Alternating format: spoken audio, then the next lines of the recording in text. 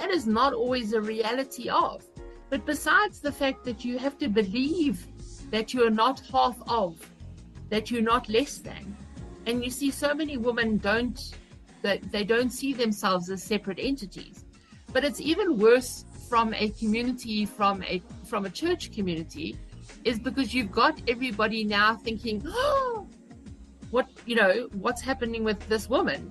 And also the idea that the man, or in terms of the pastor or the minister or whatever you want to call him, is on a pedestal. And so they resort to, I'll pray more for you, my sister, which to me is absolutely horrifying. So in a way is that the woman in this kind of society are allowing it to propagate. They're allowing it to continue. As opposed to saying, okay, now done. So instead of having the power of the collective, of let's speak out against it, let's stop it, let's end it, it is, you have women who feel powerless. They not necessarily are powerless, but because they feel it, their perception, they have no power. There is also no way out then. Because one of the things... Their beliefs, yes. So, sorry to interject. One of the things that makes a lot of women stay in relationships is the money factor. That where do I go? If this person works and I don't work and they've attained all this wealth for us, he's gonna take everything and leave me. And the sad part is the perpetrator, whilst he's still dithering, they feel empowered. They feel entitled to your body. That's why a lot of, and I'm generalizing as well, in most cases, very wealthy men, they go cheat on their wives, and the wives would not do anything because they are dependent on the husband's money. Now, and I'm glad that you mentioned that you have a daughter. I always worry about I have a daughter as well. She's still young, but I worry about her a lot, more than the men, because I know that society in South Africa is structured to take care of boys and men more than women. What's the one, not rule, but one piece of biblical advice, not from scripture obviously, but something big that you've offered your daughter when it comes to GBV and femicide? Sorry, I always forget femicide. You're forgetting the F. Yes. Okay. Okay, one piece of advice. Okay, so for me, it's to be your own person, to think your own, if you're going to follow a religion, if you're going to follow a God in whatever format, make sure that it's a choice, that it's something that you're not just blindly following because you have to. And at the end of the day, the God I believe in works in love, works in the fact that we don't own each other. We don't have dominion over each other, not for 1 nanosecond. And so it's more a case of like independence and be free thinking and have a religion or a relationship that with a higher power that you can question. So let me shock you. I went to some convention, and this is getting back to pastors. And this lady had, a story, horrendous story. I'll tell you snippets of it. This supposedly, and this is where, we must focus on the problem of GBV and not focus on, the secondary things, So this pastor was married to this mom from DC. They were having a nice church, whatnot. And then they found out that this man, or they had I think 2 kids. And this pastor was busy raping her daughter, or his daughter. And the wife found out. Instead of her going to open a case, she confronted the husband. And the husband said, no, I didn't do that. And the mother said, our daughter said, you've been raping, you've been sleeping with her, you've got a sexual relationship. Pastor said, no. Lady went to the cops, got to the cops, and the cop says, oh, how dare you speak so ill of that great man of God. Now, if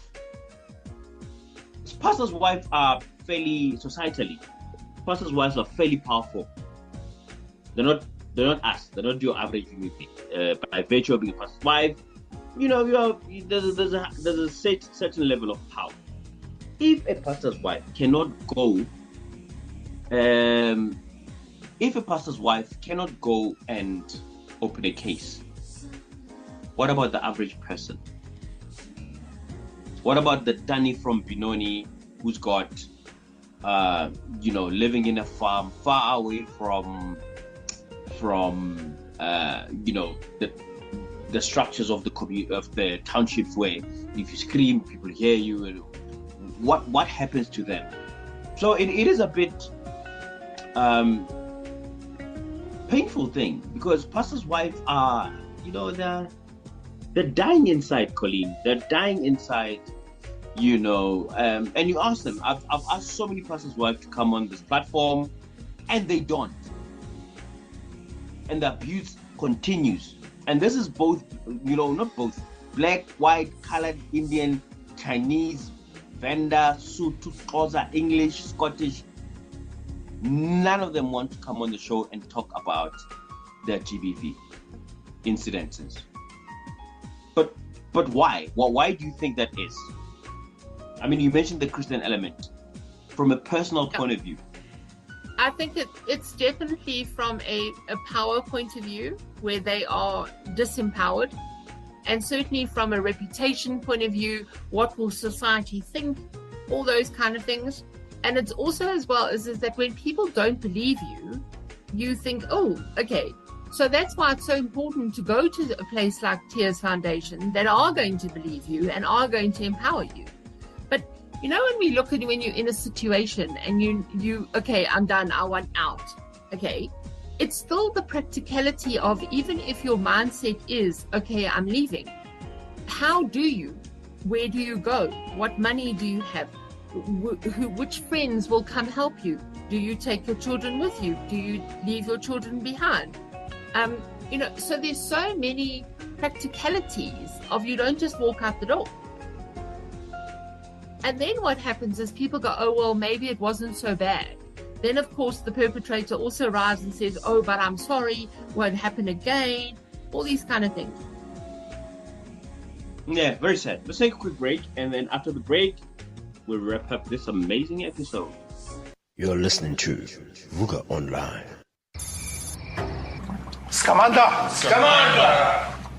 Tim, our numbers are dropping. Apart from our cash cow in the spiritual department in Midupe, people's budgets are just too tight for our usual scams. Emmanuel, 419s are reaping nickels and dimes.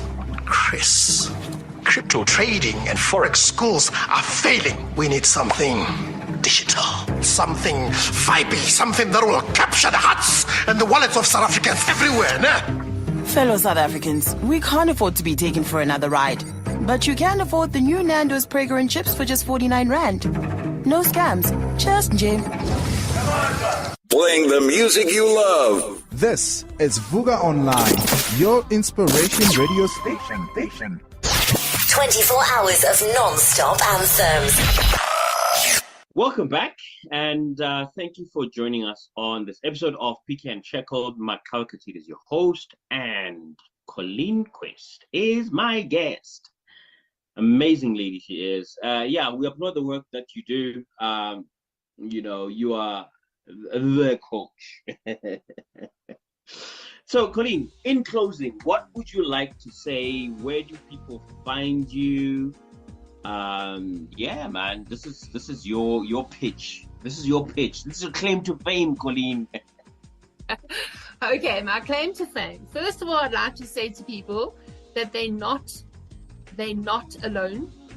that there is someone out there who will listen, and to reach out and to take control of your own life. That's the first thing. How to reach me? Basically, if you spell my name correctly with 2 L's and 2 E's in Colleen, and Quist as Qvist, I'm the only one on social media. I'm unique. So it's very easy to find me. But certainly as well from an email address, if you had colleen.quist spelled correctly at gmail.com, you will find me via email. And then of course through the radio station. Yes. Tune in to Colleen's show. Is it every Thursday, if I'm not mistaken? Every Thursday at just after the news, about 12 during the day. You see, you can't drink whiskey in my show. And it's on Thursdays. Healthcare Hour with Colleen Quist. What the show is really about is to emphasize the fact that people in healthcare are people, and also for us to talk about matters about healthcare that we wouldn't normally speak about so that we can gain more information. Thank you very much for joining us, Colleen. Much appreciated. I know that you're a very busy person, but yeah, thank you for tuning in, and thank you to the listeners and the viewers, if you'll be watching the video, for tuning in. In closing, GBV is the scourge of our lifetime. Whether we hide behind it, whether we face it, head on, it's all in our hands. But what's important is that we as a community need to start having these brutal conversations about GBV. So today, the discussion was that GBV is not only a black thing or a colored thing or a white thing or a Zulu thing or a Chinese thing. It is across the board. GBV is not colorblind. So wherever you are, however you are, look for the signs. The signs are there, people. Always, signs are there. Look for the signs. Signs are there. Get in touch with the different NGOs that we have in our communities, and so that you're protected. You must remember, GBV is not only a clapping. It's vast, but the signs are there. If they're there, get help. Makau Katide signing out. Colleen, adios. I hope you'll cook some nice Sunday lunch for your lovely hubby. Or is he cooking? Okay. No. I can cook. It's fine, but I don't have to cook. That's the difference. Yes. So today, I give you the authority invested upon me by Vuka Online that you say to him, you must cook. Oh, okay. Thank you for having me as a guest. I've loved talking to you. Cheers.